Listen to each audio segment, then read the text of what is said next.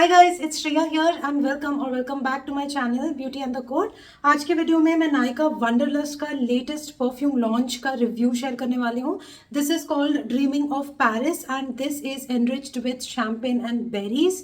ये इनका latest ऑदे perfume है और आप लोगों में से बहुत सारे लोगों ने मुझे रिक्वेस्ट किया to review this one since this is the latest launch and you guys wanted to know my view point on this perfume. So I purchased it, tested and tried and I am here with my review. So let's begin. Before we do so, make sure कि आपने मेरे channel पे subscribe कर लिया, you've hit the bell notification and you follow me on Instagram. And now let's get started.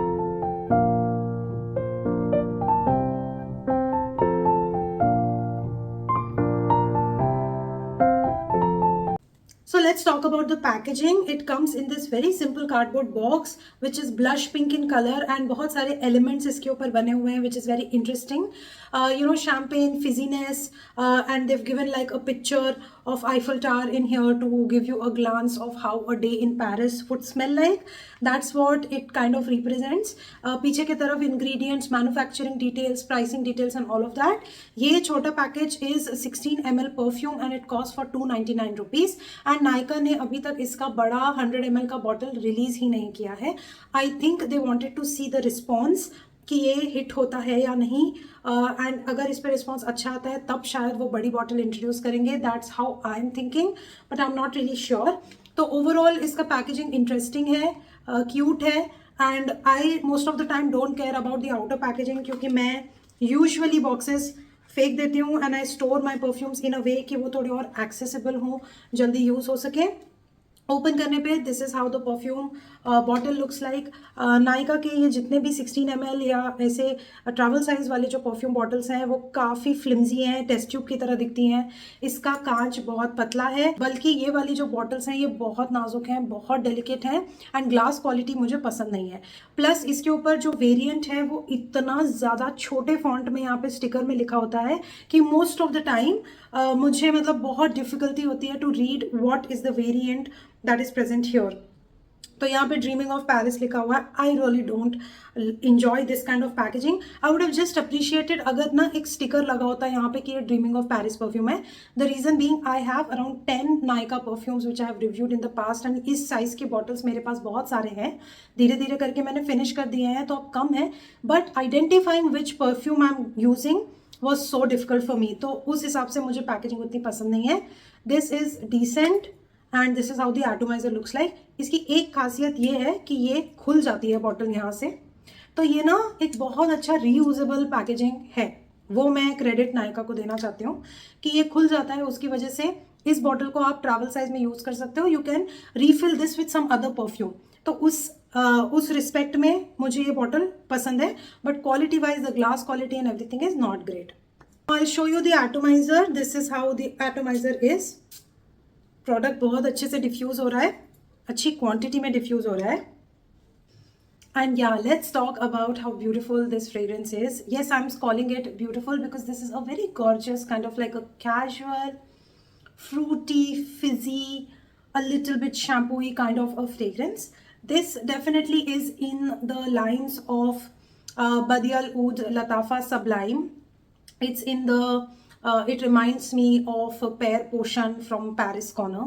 तो ये थोड़े Frooti, zesty kind of जो परफ्यूम्स होते हैं जो बहुत फ्रेश होते हैं, easy breezy casual everyday kind of perfume, ये बिल्कुल वही कैटेगरी का परफ्यूम है. सो इसके प्रोमिनेंट नोट्स जो नायका ने इसको एडवर्टाइज किया है वो शैम्पेन एंड स्ट्रॉबेरी है, बट मेरे हिसाब से इसमें स्ट्रॉबेरी के अलावा भी कुछ बहुत प्रोमिनेंट फ्रूट्स हैं जो मैं स्किप नहीं कर पा रही. मतलब my nose is detecting that sharpness of fruits and that is lemon and orange. इसमें लेमन एंड ऑरेंज स्ट्रॉबेरी के साथ इक्वल अमाउंट में प्रेजेंट है.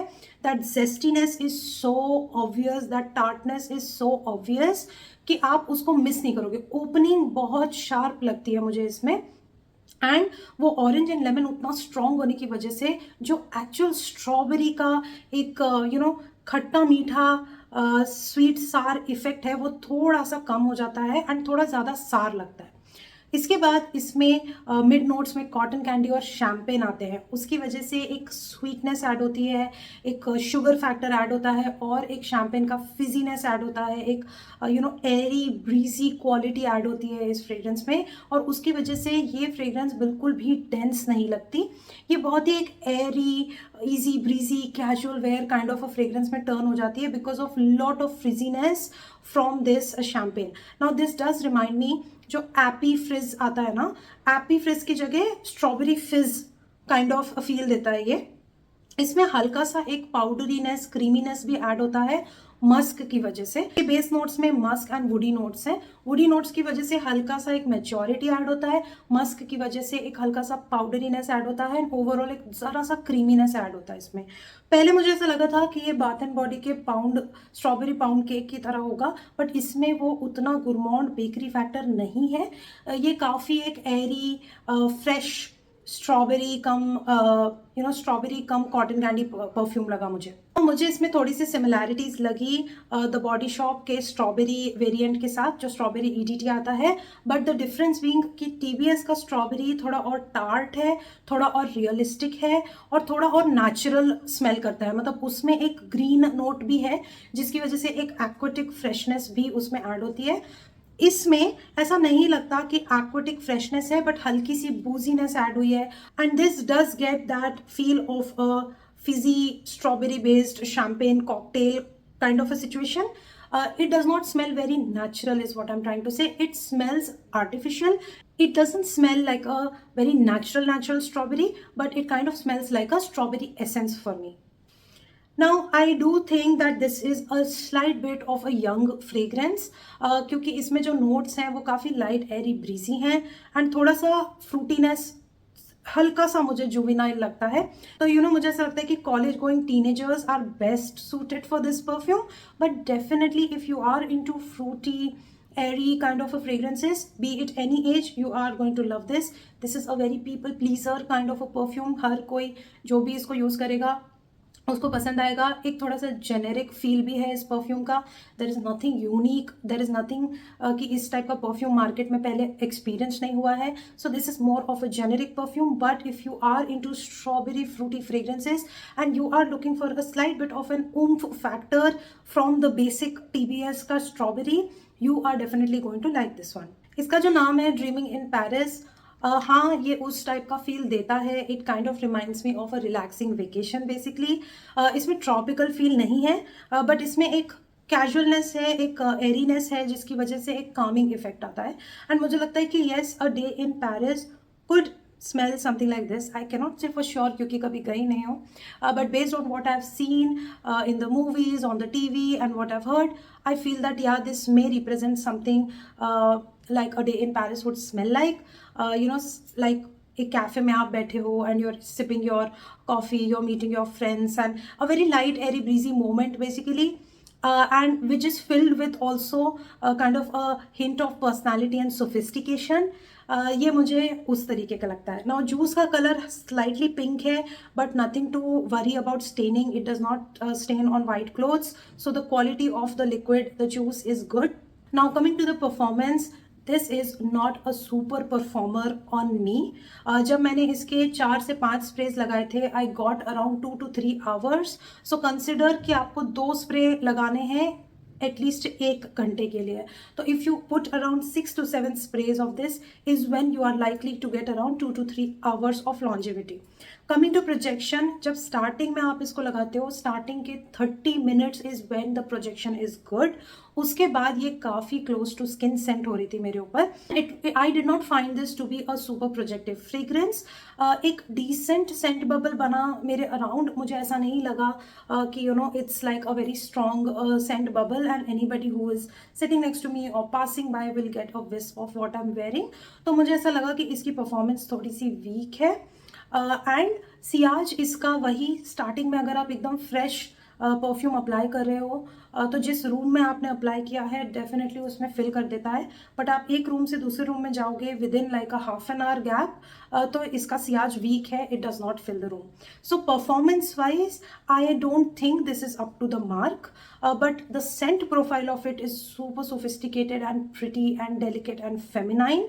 तो उस हिसाब से मुझे ये फ्रेग्रेंस अच्छा लगा। एंड यू ऑलवेज नो कि अगर कोई परफ्यूम थोड़ा सा वीक परफॉर्मेंस है, आप डेफिनेटली इसको लेयर करके लॉन्ग लास्टिंग बना सकते हो। आप वेनिला से लेयर कर लो या किसी दूसरे मस्क बेस्ड फ्रेग्रेंस से लेयर करो, एंड उसके बाद ये परफ्यूम लगाओगे तो डेफिनेटली इसका लॉन्जेविटी इंक्रीज होगा। प्लस ऑल्सो अगर आप लोशन लगाते हो स्ट्रॉबेरी बेस्ड, तब आपको एक ओवरऑल एक लॉन्गर परफॉर्मिंग परफ्यूम मिल सकता है। तो मैं ये बोलना चाहती हूँ कि ये ऐसा टाइप का परफ्यूम है which you can oomph up and oomph down, basically based on how many sprays you are going with. अगर आप इसको ओवर स्प्रे करते हो तो आपको अच्छी परफॉर्मेंस मिल सकती है। So it all depends on your usage of this perfume to kind of make it better in performance. 300 rupees में 16 ml of this product, I felt like it was a good deal. Especially अगर आपको पता करना है कि ये Saint profile आपको पसंद है या नहीं, या आपके लिए ये थोड़ी सी जुवेनाइल या चाइल्डिश है, तो एक 300 रुपीज़ का परफ्यूम लेके टेस्ट एंड ट्राई करना एक अच्छा आइडिया है।